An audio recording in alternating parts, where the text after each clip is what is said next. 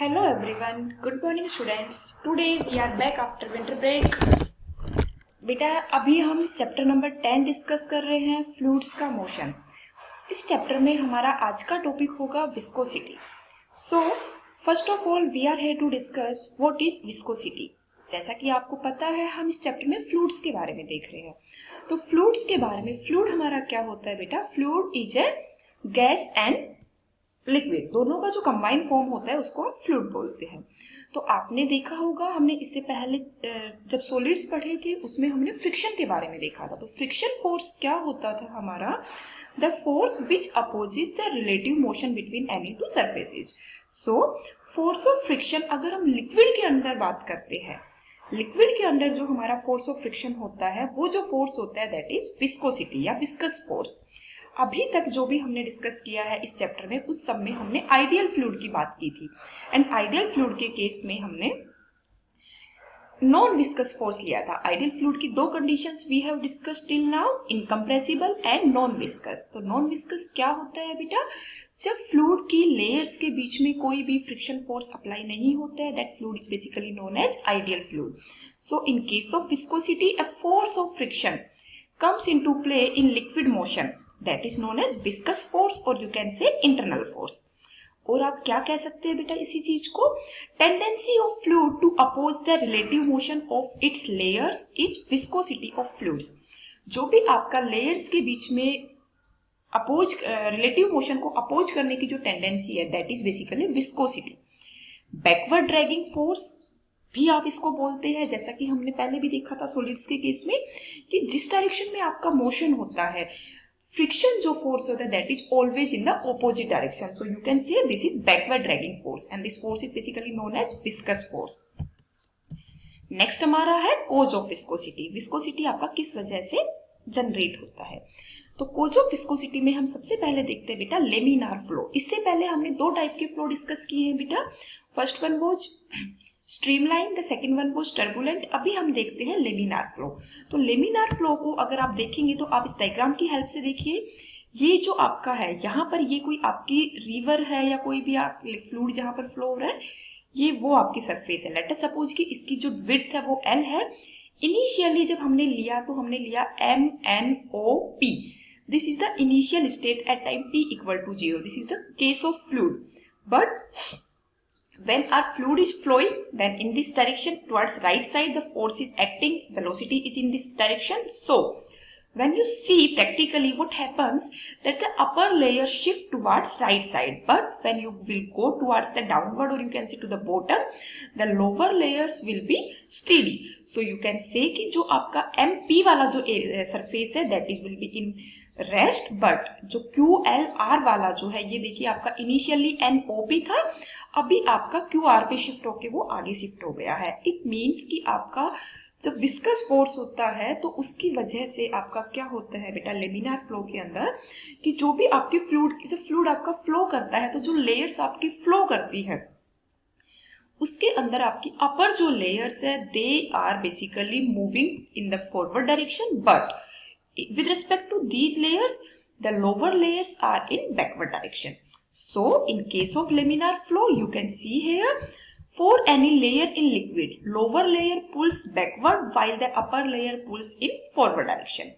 In case of fluid flowing through a pipe or tube, velocity of fluid is maximum along the axis and decreases gradually as it moves towards the walls. और walls के ऊपर जाके आप देखेंगे कि MP वाली जो wall है this is basically at the initial state. So you can से in this state when it will reach towards the walls the velocity will becomes 0। I hope this is clear. अभी हम आगे देखते हैं बेटा, जब आपका ये वाली सरफेस जब आगे शिफ्ट हो गई है, in that case what will happen कि ये हमने लेंथ ली थी L, जितना ये आगे शिफ्ट हुआ है उतना डायमेंशन में चेंज कितना आया है? डेल्टा L आया है।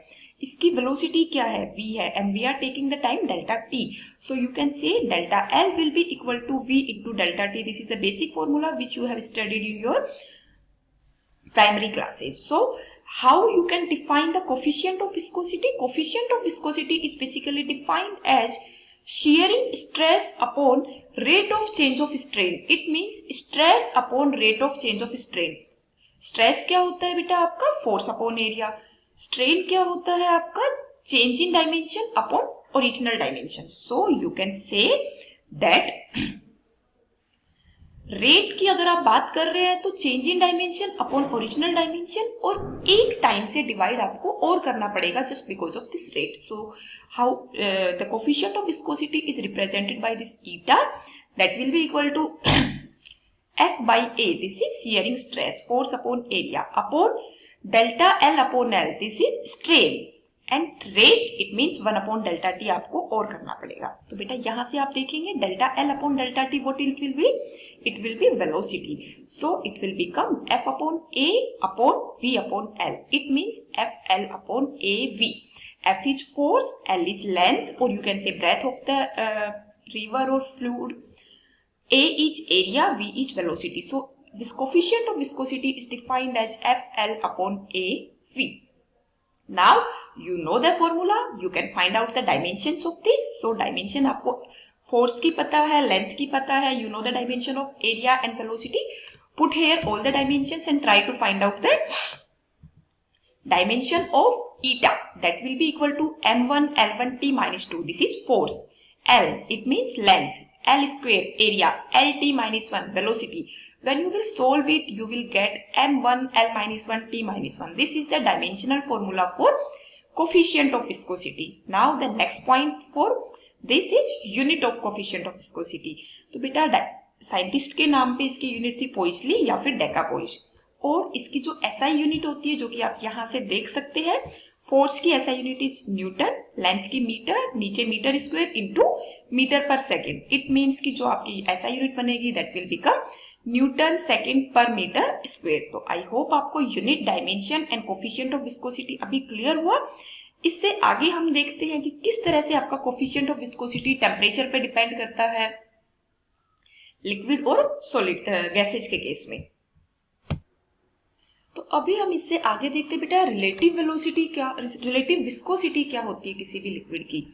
जब हम रिलेटिव विस्कोसिटी की बात करते हैं तो वो नीटा लिक्विड अपॉन नीटा वाटर, वाटर के रिस्पेक्ट में आप किसी की भी विस्कोसिटी फाइंड आउट करते हैं तो वो आपकी रिलेटिव वेलोसिटी आती है.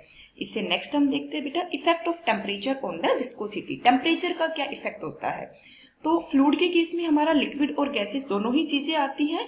तो जो आपकी विस्कोसिटी होती है वो टेम्परेचर के रूट के इनवर्सली प्रोपोर्शनल होती है in case of liquid, while it is directly proportional to the under root of temperature in case of gases. तो आई होप आपको टेम्परेचर से डायरेक्टली रिलेशन समझ आ गया है. ऐसे क्वेश्चंस बेटा कई बार आपको रेशियो भी पूछ लेता है, कई बार आपसे डायरेक्टली भी पूछ लेता है कि इसका टेम्परेचर ये है तो find out the viscosity of any liquid or any gas. So you have to keep this point in mind that in case of liquid temperature के इनवर्सली प्रोपोर्शनल होता है, while in case of gases temperature के under root के directly proportional होता है. Now the next point is critical velocity. As its name defines, critical it means कि एक ऐसी स्टेट जिससे पहले कुछ और चेंज, इससे अगर आप जस्ट पहले आएंगे तो कोई और स्टेट आ जाएगी, अगर आप इसके जस्ट बाद में जाएंगे तो कोई दूसरी स्टेट आ जाएगी. इट मीन्स कि that is the condition which is very critical. So हमने दो टाइप का फ्लो पढ़ा था बेटा, एक हमने टर्बुलेंट फ्लो पढ़ा था, एक हमने स्ट्रीमलाइन फ्लो पढ़ा था. स्ट्रीमलाइन फ्लो में हमने क्या देखा था कि जब आपके किसी भी पार्टिकल की जो वेलोसिटी की डायरेक्शन है if that is constant with respect to time तो वो आपका स्ट्रीमलाइन था, और जब वेलोसिटी की डायरेक्शन अगर कॉन्टिन्यूसली चेंज हो रही है तो वो आपका टर्बुलेंट था. तो limiting value of its velocity of flow up to which the flow is streamline and above which the flow becomes turbulent, तो वो वेलोसिटी आपकी क्या थी बेटा? क्रिटिकल वेलोसिटी थी. अभी हम बात करते हैं कि क्रिटिकल वेलोसिटी हमारी किन किन फैक्टर्स के ऊपर डिपेंड करती है. तो फर्स्ट हमारा है depend on viscosity, it means eta. Second है आपका डेंसिटी, थर्ड है आपका रेडियाई. तो अगर हमने क्रिटिकल वेलोसिटी को रिप्रेजेंट कर रहे हैं वीसी से, then you can see VC हमें नहीं पता है इसका रिलेशन क्या है. So we will use here dimensional analysis which we have studied in chapter number 2. So VC is directly proportional to eta A, rho B, RC. ABC are now unknown. We have to find out these ABC. When we will remove this proportionality, then we will take a constant which is dimensionless constant. So VC will be equal to K eta की पावर A, rho की पावर B, R की पावर C. So अभी हमें dimension analysis use करना है। Right and left hand side की आपके सबके डायमेंशनल फॉर्मूला पता है, so you have to write down m0 L1 t minus 1. This is the dimensional formula for critical velocity. Right hand side में आपका आ जाएगा m1 L-1 t minus 1 की पावर a, m1 L-3 की पावर b एंड l की पावर c। तो जब बेटा आपका जो राइट हैंड साइड है इसके अंदर आप देखेंगे कि तीनों जो आपके फॉर्मूले हैं नीटा, रो और आर के, इसके अंदर आपके बेस सेम है तो पावर्स ऐड हो जाएंगे। इट मींस m की पावर a प्लस b, l की पावर -a -3b plus c and t की पावर -a। अब लेफ्ट हैंड और राइट हैंड साइड में चीजें इक्वल कब होती है? This is also from dimensional analysis when the units are same. So you can say when the base are same, then power will be can be equated. So a plus b is equal to 0 for m, l के लिए -a -3b plus c is equal to 1 and -a is equal to -1 in case of t. So there are three equations, three unknown. You have to find out the value of a, b, c.